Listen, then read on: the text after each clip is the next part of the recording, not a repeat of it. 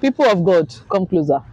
It is no longer news that citizenship by birth in the US is no longer visible. In the recent news, the President of the United States of America mentioned that the provision for becoming a citizen in the US when you give birth was originally made for the slaves that were brought to the US.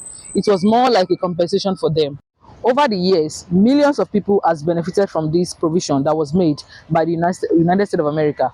But now that the president has made it clear that this offer was originally made for slaves in the US, it means that this provision or this offer is no longer available. A lot of people already had the plan of having their child in the US maybe this year or next year, and they are affected by this new development. So now, let's talk about the advantage of giving birth to your child in Brazil.